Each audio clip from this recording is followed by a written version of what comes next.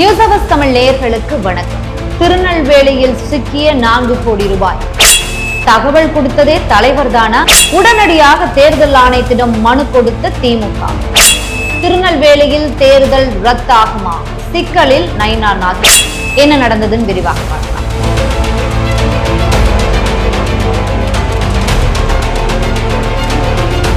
அதாவது இந்த நாடாளுமன்ற தேர்தல் அனல் பறக்க பிரச்சார களம் நடைபெற்று கொண்டிருக்கிறது. பிரச்சாரத்துல அனைத்து கட்சியை சேர்ந்தவர்களுமே ஈடுபட்டிருக்காங்க. ஆனா இந்த நேரத்துல தமிழ்நாடு மட்டும் இல்லாம இந்தியா முழுமே சில இவ்வளவு தொகை கைப்பற்றப்பட்டது, பறக்கும் படையினரால் இவ்வளவு தொகை கைப்பற்றப்பட்டது, வாகன சோதனையில் இவ்வளவு தொகை கைப்பற்ற டெய்லியும் நியூஸ் பார்த்துட்டு தான் இருக்கும்.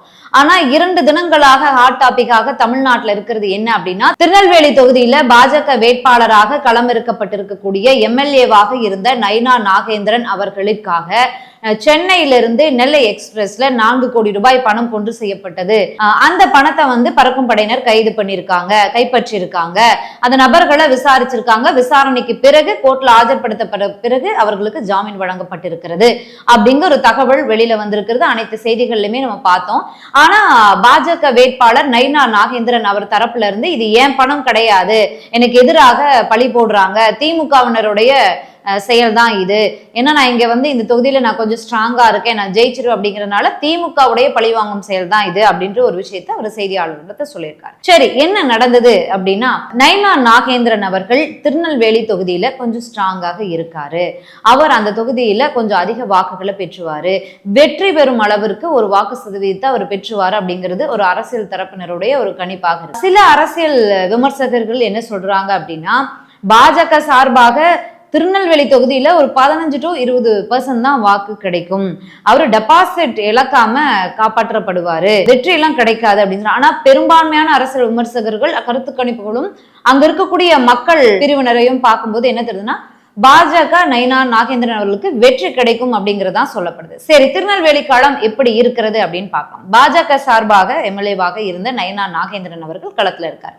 அதே மாதிரி இந்தியா கூட்டணியில் இருக்கக்கூடிய திமுக காங்கிரஸ் சார்பாக காங்கிரஸ்ல இருந்து ராபர்ட் ஃபரூஸ் களமிறக்கப்பட்டிருக்கிறார். ஜான்சி ராணி அதிமுக சார்பாக ஜான்சி ராணி களமிறக்கப்பட்டிருக்கிறார். நாம் தமிழர் சார்பாக சத்யா அவர்கள் களமிறக்கப்பட்டு 4 பேருக்குமான ஒரு போட்டியா தான் இருக்கும். ஏன்னா அவங்களுக்கான இடத்தை நிரூபிப்பதற்கான ஒரு களம் தான் இந்த எம்பி எலெக்ஷன். அதாவது எம்பி எலெக்ஷன்னா பொதுவா மாநிலத்துல மிக பெரும் ஈடுபாட்டோட செயல்பட மாட்டாங்க மாநில கட்சிகள் அப்படின்லாம் சொல்லப்படும். ஆனா இந்த எம்பி எலெக்ஷன் அனைவருக்குமே ஒரு மிக பெரும் போட்டியா இருக்கு. ஏன்னா திமுக ஆளும் கட்சி அதனுடைய பெரும்பான்மையை நிரூபிக்கணும், அதனுடைய ஆதிக்கத்தை நிரூபிக்கக்கூடிய ஒரு நேரத்துல கட்டாயத்துல அவங்க இருக்காங்க. அதே மாதிரி அதிமுகவுல எடப்பாடி பழனிசாமி அவர்கள் பொதுச் செயலாளராக பதவியேற்ற பிறகு முதல் சந்திக்கும் தேர்தல் இது. அதனால அவரும் களத்துல ஆனால் பறக்க பிரச்சார களத்துல எல்லாம் ஈடுபட்டு இருக்கா, நம்ம பார்த்துட்டு தான் இருக்கோம். சரி, இங்க நயினார் நாகேந்திரன் அவர்களுக்கான வாய்ப்பு அதிகமாக இருக்கிறது அப்படின்னு சொல்லப்படுது. ஏன் அப்படின்னா, அந்த திருநெல்வேலி பகுதியில அதிகமாக வசிக்கக்கூடிய சமுதாய மக்கள்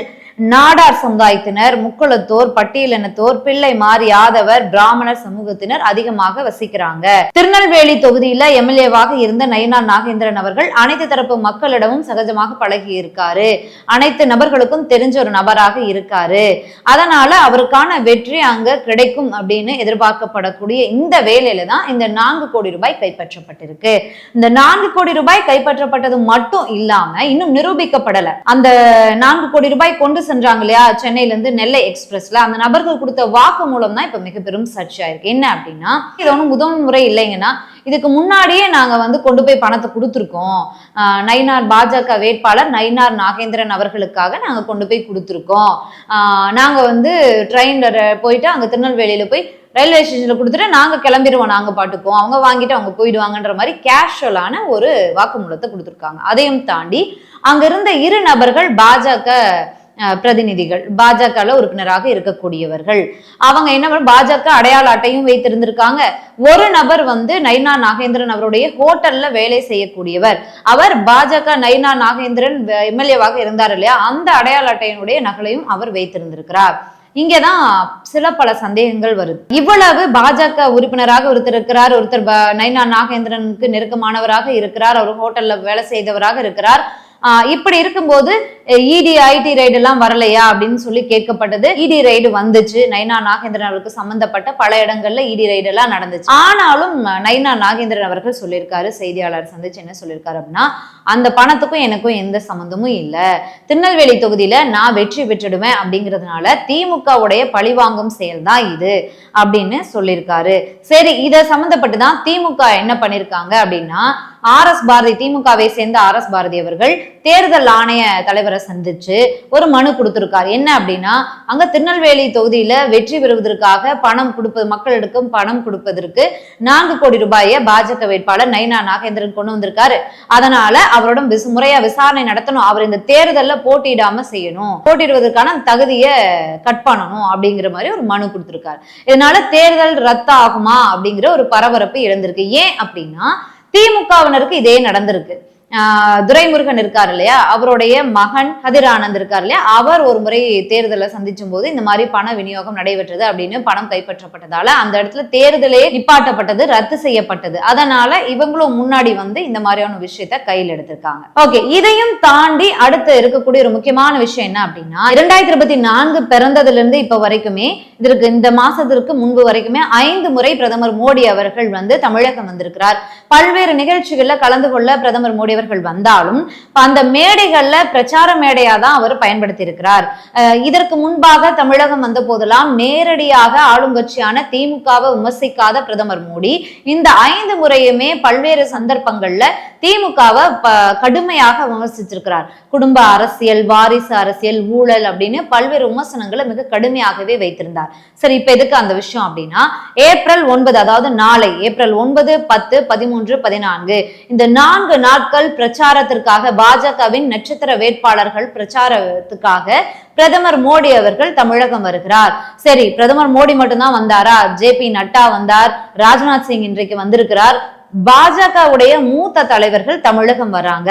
ஆனா அங்கதான் வேடிக்கையான விஷயம் என்னன்னா, பிரதமர் மோடி அவர்கள் கோயம்புத்தூர்ல வந்தப்பயே மிக பெரும் சர்ச்சையானது என்னன்னா, பள்ளி மாணவர்களை போய் கூட்டம் காட்டுவதற்காக பள்ளி மாணவர்களை கூட்டு போய் நிப்பாட்டியிருந்தாங்க அப்படிங்கிறதுலாம் மிக பெரும் பேசுபொருளாச்சு, சர்ச்சையாச்சு, மனுவும் தேர்தல் ஆணையம் வரைக்கும் போனது, நீதிமன்றம் வரைக்கும் போனது. அங்கேயே கூட்டம் இல்ல, பிரதமர் மோடி அவர்கள் நகர அந்த கூட்டமே நகர்ந்து நின்றதெல்லாம் வேடிக்கை பொருளானது. அதையும் தாண்டி இப்ப JP நட்டா அவர்கள் வந்தார், சேர் காலி, கூட்டம் இல்ல.